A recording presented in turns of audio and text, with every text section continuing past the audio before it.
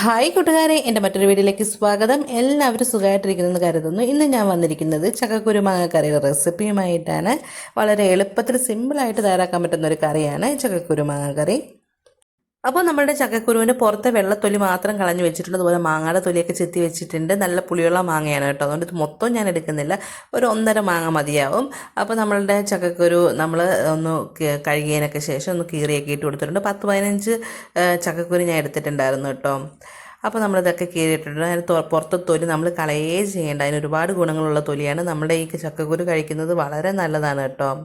ചക്കക്കുരുയിൽ ഒരുപാട് calcium, zinc, iron അങ്ങനെ ഒരുപാട് കാര്യങ്ങൾ അടങ്ങിയിട്ടുണ്ട്. അത് നമ്മുടെ കണ്ണിനും മുടിക്കും ചർമ്മത്തിനും ഒക്കെ വളരെ നല്ലതാണ്. ചക്ക കിട്ടുന്ന സമയത്ത് നമ്മൾ ചക്കക്കുരുവൊക്കെ അധികമായിട്ട് ഉപയോഗിക്കുന്നത് നല്ലതായിരിക്കും. ഗ്യാസിൻ്റെ പ്രശ്നമുള്ളവരൊക്കെ ഇത്തിരി വെളുത്തുള്ളി കൂടുതൽ ചേർത്ത് നമുക്ക് തോരനോ മെഴുക്കുരട്ടിയൊക്കെ വെച്ച് കഴിക്കാവുന്നതാണ്.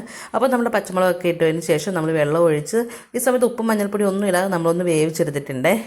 അതൊന്ന് വെന്ത് കയറുന്ന സമയത്ത് നമ്മളിനി ഇതിലേക്ക് ഉപ്പ്, മഞ്ഞൾപ്പൊടി, കുറച്ച് വെള്ളം കൂടെ ചേർത്ത് ഇത്തിരി മുളക് പൊടിയും കൂടെ ചേർത്തിട്ട് വീണ്ടും നമ്മൾ മാങ്ങയിട്ട് ഒന്ന് വേണമെന്നുണ്ടെങ്കിൽ ചക്കക്കുരു വേവിക്കുന്ന സമയത്ത് തന്നെ നമ്മുടെ മാങ്ങ ഇതിനകത്തിട്ട് വേവിക്കാവുന്നതാണ് കേട്ടോ. ഞാൻ പിന്നെ അങ്ങനെ ചെയ്യാതിരുന്നിട്ട് നമ്മളെ മാങ്ങ ഒത്തിരി വെന്ത് കുഴഞ്ഞു പോകാതിരിക്കാൻ വേണ്ടിയിട്ടാണ്.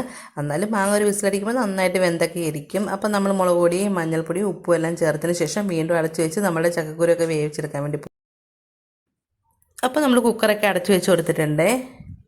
ഇനി നമ്മൾ ഇതിലേക്ക് അരപ്പിനായിട്ടുള്ള തേങ്ങ എടുത്തിട്ടുണ്ട്. ഞാൻ തേങ്ങ ഇങ്ങനെ ചെത്തി എടുക്കാറാണ് പതിവ് കേട്ടോ. ഇങ്ങനെ ചെത്തി എടുത്ത് കഴിയുമ്പോൾ നമുക്ക് അരയ്ക്കാൻ എളുപ്പമാണ്. തിരികെയൊക്കെ നിൽക്കുന്ന സമയത്തിനുള്ളിൽ നമുക്കിത് ചെത്തി എടുക്കാൻ പറ്റും കേട്ടോ. അപ്പോൾ ചെത്തി എടുത്തിട്ട് ഞാനൊന്ന് മിക്സിയിലിട്ടൊന്ന് കറക്കി എടുക്കുമ്പോൾ നമ്മൾ ചിരകിയ പോലെ തന്നെ വരും കേട്ടോ. അത് നമുക്ക് കുറച്ച് എളുപ്പവുമാണ്, നമുക്ക് അത്രയും പണി കുറഞ്ഞും കിട്ടും. അപ്പോൾ നമ്മൾ നമ്മുടെ തേങ്ങയിലേക്ക് ഒരു 5-6 ചെറിയുള്ളി ചേർത്ത് കൊടുക്കുന്നുണ്ട്. അതുപോലെ തന്നെ നമ്മളിതിലേക്ക് ഒരല്ലി വെളുത്തുള്ളി ചേർത്ത് കൊടുക്കുന്നുണ്ട്. വെളുത്തുള്ളി ആവശ്യമുള്ളവർ മാത്രം ചേർത്ത് കൊടുത്താൽ മതി. പിന്നെ നമ്മൾ ഒരു 1/4 സ്പൂണ് ചെറിയ ജീരകം ചേർത്ത് കൊടുക്കുന്നുണ്ട്. എന്നിട്ട് ഇവയൊക്കെ നല്ല പേസ്റ്റ് പോലെ വെള്ളം ഒഴിച്ചിട്ട് നമുക്ക് അരച്ചെടുക്കണം. നന്നായിട്ട് അരഞ്ഞ് കിട്ടണം കേട്ടോ. നല്ല പേസ്റ്റ് പോലെ അരിഞ്ഞ് കിട്ടിയാൽ മാത്രമേ നമ്മുടെ കറി നല്ല കുറുകിയ ചാറോടുകൂടിയൊക്കെ ഇരിക്കത്തുള്ളൂ. അരയാതിരുന്നിട്ടുണ്ടെങ്കിൽ നമ്മളുടെ അരപ്പും വെള്ളവും എല്ലാം സെപ്പറേറ്റ് ആയിട്ട് കിടക്കും. അതുകൊണ്ട് നല്ല പേസ്റ്റ് പോലെ നമ്മൾ അരച്ചെടുത്തിട്ടുണ്ട്. ഇനി നമ്മൾ മിക്സിയുടെ ജാറിൻ്റെ അടുപ്പിൽ കുറച്ച് അരപ്പൊക്കെ പറ്റിയിരിക്കണം. അതൊക്കെ കഴുകി നമ്മളത് ഇതിലേക്ക് ഒഴിച്ചൊന്ന് കൊടുക്കുന്നുണ്ട് കേട്ടോ.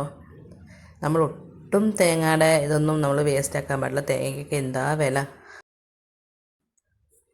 ഇനി നമ്മുടെ ഈ അരപ്പൊക്കെ നമുക്ക് അടച്ച് മാറ്റി വെക്കാം കേട്ടോ. അപ്പോഴത്തേക്ക് നമ്മളുടെ മാങ്ങയൊക്കെ വെന്ത് വന്നിട്ടുണ്ട്. മാങ്ങയൊന്നും ഒത്തിരി വെന്തുടഞ്ഞൊന്നും പോയിട്ടില്ല കേട്ടോ. നമ്മൾ അതുകൊണ്ടിട്ടാണ് ചക്കക്കൂരത്തോടെ ഇട്ട് ആദ്യമേ വേവിക്കാതിരുന്നത്. കുറച്ച് മാങ്ങ കഷ്ടമായിട്ട് കിടക്കുമ്പോൾ നമുക്ക് കഴിക്കാൻ നല്ല രസമായിരിക്കും. അപ്പം നമ്മളുടെ മാങ്ങയും ചക്കക്കുരും ഒക്കെ ഇവിടെ വെന്ത് വന്നിട്ടുണ്ട്.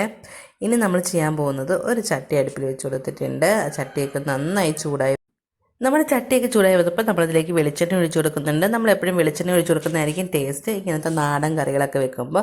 ഇനി വെണ്ണയൊക്കെ ചൂടായി വരുന്ന സമയത്ത് നമ്മൾ കുറച്ച് ഉലുവ ചേർത്ത് കൊടുക്കുന്നുണ്ട്. ഉലുവയൊക്കെ ഒന്ന് പൊട്ടി വരുന്ന സമയത്ത് കുറച്ച് കടുക് ചേർത്ത് കൊടുക്കുന്നുണ്ട്. കടുകൊക്കെ ഒന്ന് പൊട്ടി വരുന്ന സമയത്ത് കുറച്ച് കറിവേപ്പില ചേർത്ത് കൊടുക്കുന്നുണ്ട്.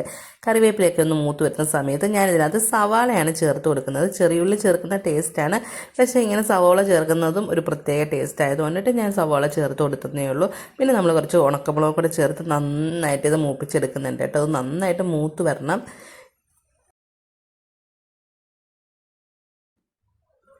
ഏകദേശം ഒന്ന് മൂത്ത് വരുന്ന സമയത്ത് നമ്മളിതിലേക്ക് കുറച്ച് മഞ്ഞൾപ്പൊടിയും കുറച്ച് മുളക് പൊടിയും ചേർത്ത് കൊടുക്കുന്നുണ്ട്. ഇങ്ങനെ നമ്മൾ മഞ്ഞൾപ്പൊടി ചേർത്ത് കൊടുത്ത് കഴിയുമ്പോൾ നമ്മുടെ കറിക്ക് നല്ല കളർ വരും കേട്ടോ. അതുകൊണ്ട് നമ്മൾ വേവിക്കുന്ന സമയത്ത് കുറച്ച് മഞ്ഞൾപ്പൊടിയെ ചേർത്ത് കൊടുത്തിട്ടുള്ളൂ. അതുകൊണ്ട് ഈ സമയത്ത് നമ്മൾ ചേർത്ത് കൊടുക്കുമ്പോൾ ഒരു പ്രത്യേക ടേസ്റ്റും അതുപോലെ തന്നെ നല്ല കളറും ഒക്കെ ഉണ്ടാവും കേട്ടോ. നമ്മൾ സവോളയൊക്കെ കിടന്ന് നന്നായിട്ട് ആ എണ്ണയിൽ കിടന്ന് മൂത്ത് വരട്ടെ. മൂത്ത് കഴിഞ്ഞാലാണ് നമ്മുടെ കറിക്ക് ആ ടേസ്റ്റ് വരത്തുള്ളൂ കേട്ടോ. അപ്പോൾ നമ്മൾ നന്നായിട്ട് മിക്സ് ചെയ്ത് കൊടുക്കുന്നുണ്ട്. നമ്മൾ കൈ വിടാതെ തന്നെ നന്നായിട്ട് മിക്സ് ചെയ്ത് കൊടുക്കുന്നുണ്ട്. ഇപ്പം നന്നായി തന്നെ നമ്മുടെ സവോളയും നന്നായിട്ട് മൂത്ത് വന്നിട്ടുണ്ട്. ആ സമയത്ത് നമ്മൾ അരച്ച് വെച്ചിരിക്കുന്ന അരപ്പ് ചേർത്ത് കൊടുത്തിട്ട് നമ്മൾ നന്നായിട്ട് അരപ്പ് കുറച്ച് നേരം ഈ കൂട്ടിനകത്തിട്ട് നന്നായിട്ടൊന്ന് മിക്സ് ചെയ്ത് കൊടുക്കുന്നുണ്ട്. നമ്മുടെ അരപ്പിൻ്റെ ആ പച്ചമണമൊക്കെ ഒന്ന് മാറാൻ വേണ്ടിയിട്ടാണ് നമ്മളിങ്ങനെ ചെയ്യുന്നത്.